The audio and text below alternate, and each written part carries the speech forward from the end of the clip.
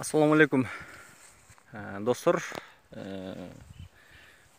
Ал мен сіздерге көрсетіп отқан бұл мөмөлі жеміштердің бірі қара өрік. Орысша айтқанда слива деп қояды. Анан жергілікті тілдерменен айтқанда, диалекттерменен айтқанда қайнолы деп қояды. Көбінше қайнолы деп аташат, анан қара өрік деп. Мен эмнени айткым келип турат бул жерде. Биз көп деле баам салбаган кирешелүү бактардын бири дагы болуп эсептелет бул кара өрүк. Мынакей көрүп атасыздар. Быйыл менимче мөмөсү бир топ эле жакшы. Өтө эле канааттандырарлык болбосо дагы буга өтө эле көңүл буруунун деле кажети жок. Сууну өтө көп талап кылбайт. Дары чачуунун кажети деле жок дебесек болот. Анан бул аралыгы жакын эгилет. Анан суукка деле чыдамдуу. Анда мында бир оору жугуп, аны бир кыйналып дары чачып, мындай банкрот болдум деп деле кыйналбайсың да буда. Анан өсүүсү да жакшы, бат жетилет. Анан мындай анча-мынча арасынан чыгып калган мындай кичинекей көчөттөрүнөн деле мынантип түшүм бере берет. Эми бунун кирешелүү жагын деп атам, кирешелүү жагын айта турган болсом, эгерде мына аябай жакшы алып тур, мына бул түп. Эгерде ушул түп эң төмөн эсептегенде бир 30 килограмм же 25 килограмм дейли.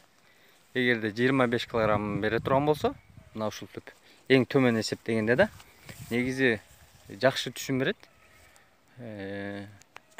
Оор турат. 25 килограмм бере турган болсо, орточо эсеп канча сомдон ар жерде ар түркүн бааланат. Мисалы шаар жерлеринде кымбатыраак бааланса, мондай кара өрүк бар жерлерде арзаныраак бааланат. Негизи 5 сомдон 15 сом, 20 сомго чейин бааланган учурлар болот. Ошонун биз орточо 10 сомдон алып эсептеп айта турган болсок, 25 килограммы 250 сом болот экен. Бир түптөн 250 сом, мындайча айтканда таза киреше деп айтсак болот. Тазасы дегеним себеби буга эч кандай дары чачылбайт, дары берилбейт. Кароо үчүн атайын багбан жалдабайсың, өзүң эле карасаң болот. Жанагындай астын жумшартып азот берүү деген жумуштары деле жок. Ошондо таза киреше бир түнөн 250 сом. Эң негизиси ошол мээнети буну терип, жакшы кылдат терип, убагында терип, өтө бышырбастан, кам бышырбастан учурунда терип алсаң аябай пайдалуу. Вареньяга да пайдалуу. Ошон үчүн эң негизги жумушу учурун, дана учурун билип, ошол учурунда терип алыш керек. Эгерде сизде кара өрүктүн түбүнөн эсептегенде, азыр бул жерде айтып коеюн, айтпай кеттим.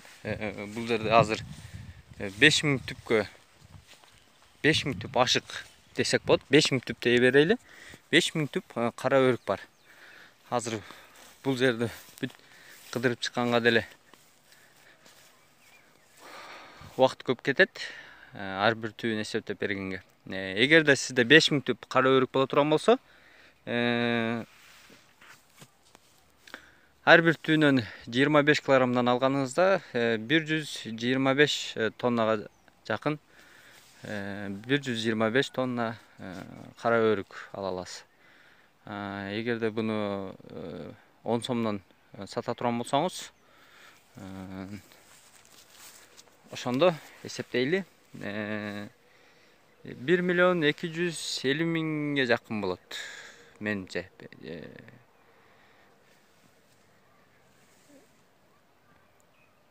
Меніңше ошондой болуп калат. 1 миллион 200 миңден 250 миңден 1 миллион 200 миңден ашык болуп калат болуш керек. Математикадан деле атайын эсептегичсиз азыр эсептеш деле кыйын болуп калды. 1 миллион ашык киреше ала алат экенсиз эгерде 5000 түп кара өрүгүңүз болсо. Менимче жакшы эле киреше болуш керек деп ойлойм.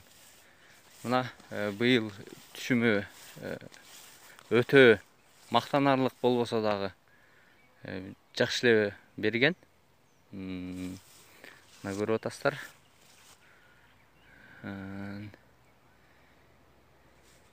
Эми жанагы сандан сапатка өтүү деген дагы кеп бар эмеспи?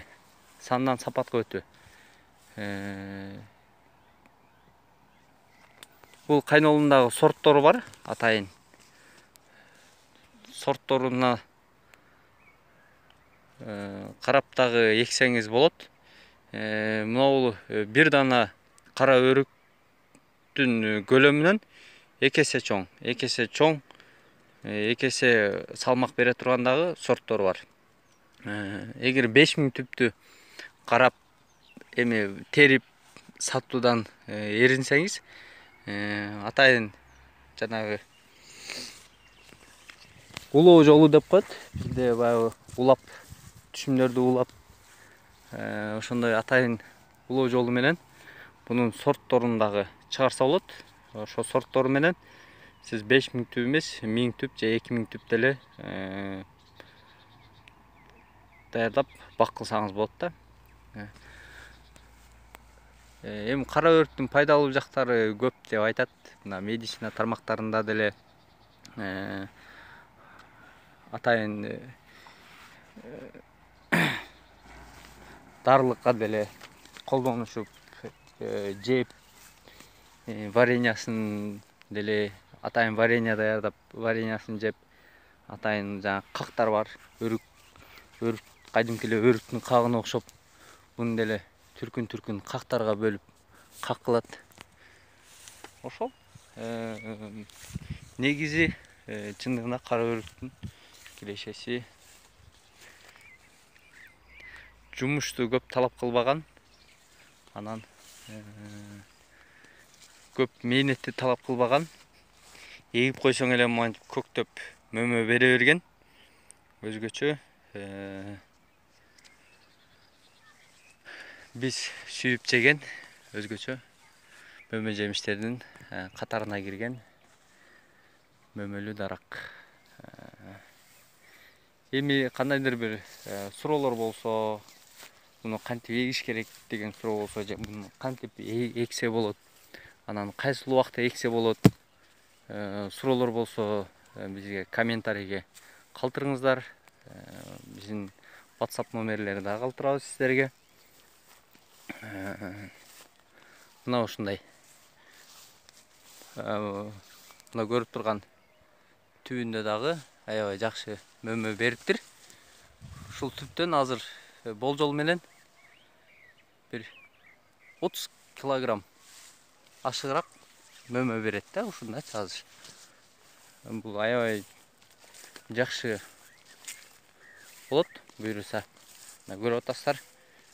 Мына ушинтип катары менен эге бересиздер.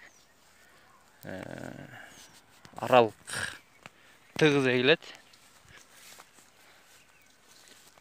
Эч кандай көп жерди талап кылбайт.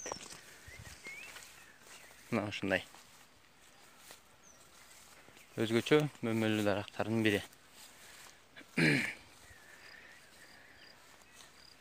Эң негизги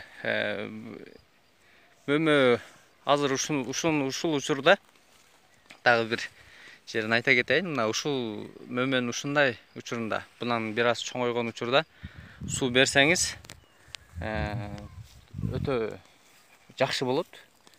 Себеби азыр мына жерге негизи жанагы сочный деп коет го. Орусча айтканда ширелүү болуп бышыш үчүн бул жерге жетиштүү суу берилиш керек. Мына ушул учурда бир аз чоңойгондон кийин суу берип койсоңуз эле болду. Сууну деле көп талап кылбайт. Азот, селитра жана башка курттарга каршы деген дары себилбейт. Анан табигый болот. Дары жебеген таза азык болот ошондо. Мына ушинтип кара өрүктүн дагы кирешелиси тууралуу бир аз айта кеттим. Биздин каналга катталууну унутпаңыздар. Мына ушундай учурда карантинде үйдө жатпастан кара өрүктү бир аз карап көңүл буруп сиздерге маалымат бердик. Саламатта болуңуздар, аман болуңуздар. Эгерде каралбай жаткан жерлер болсо, кароосуз эмне кылам, бул жерге суу деле келбейт, бул кандай мөмө эксем, кандай жер жемиш эксем деп кыйналып турсаңыздар, мына ошо кара өрүктү эксеңиздер, менимче түшүмү деле жакшы, пайдалуу десем деле болот. Аман болуңуздар, тынч болуңуздар. Күнүңүздөр көңүлдөсүн. Биздин каналга катталууну унутпаңыздар.